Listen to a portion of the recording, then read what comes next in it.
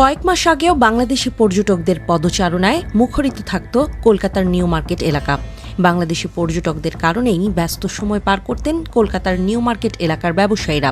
তবে এই কয়েক মাসের পরে পরিস্থিতি পুরোপুরি পাল্টে গেছে। ভারত সরকার ভ্রমণ ভিসা বন্ধ করায় বাংলাদেশি পর্যটকদের অভাবে ঈদ উল আজহার কেনাকাটায় ভাটা পড়েছে কলকাতার নিউ মার্কেট চত্বরে।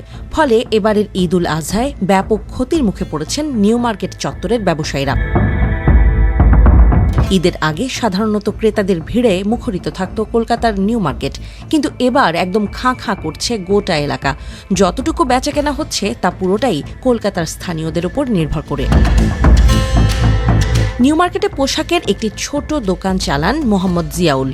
আগে ঈদ উল আজহায় প্রতিদিন 10 থেকে 15,000 রুপির পোশাক বিক্রি করতেন তিনি। তবে এবারের ঈদে তার দৈনিক বিক্রি 5,000 রুপিরও কম।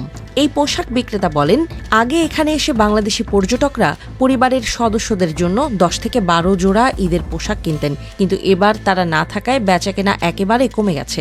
এখন আমাদের কাছে আসছেন কেবল স্থানীয়রা, তবে তাদের সংখ্যাও খুব কম। কলকাতার নিউ মার্কেটে বাংলাদেশি পর্যটক না থাকায় কেবল বাইরের রাস্তার বিক্রেতা এবং ছোট ব্যবসার উপরেই প্রভাব পড়েনি। হক মার্কেটের ভেতরে বড় বড় দোকানগুলো সবচেয়ে বেশি ক্ষতির সম্মুখীন হচ্ছে। হক মার্কেটের ভেতরে একটি গার্মেন্টসের মালিক বশির খান বলেন, আগে ঈদ উপলক্ষে একজন বাংলাদেশি পর্যটকের সঙ্গেই 20 থেকে 25,000 রুপির ব্যবসা করতাম, কিন্তু তাদের অভাবে সেই ব্যবসা এখন কমে গেছেন। বাংলাদেশি পর্যটকরা এখানে আসছেন, তবে সেই সংখ্যা অনেক কম। আশা করছি খুব তাড়াতাড়ি ভিসা সমস্যা চলে যাবে।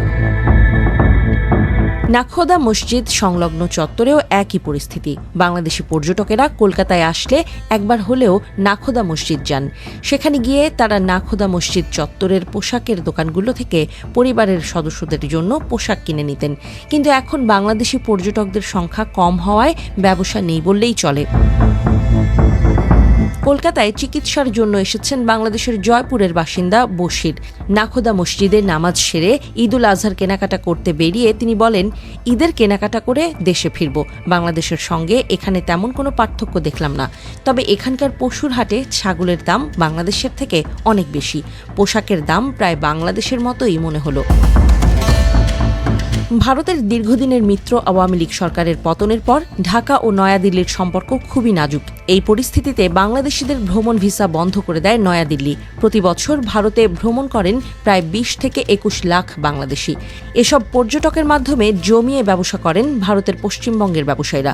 তবে বাংলাদেশিদের জন্য ভ্রমণ ভিসা বন্ধ করায় সাম্প্রতিক সময়ে খারাপ সময়ের মধ্য দিয়ে যাচ্ছেন তারা।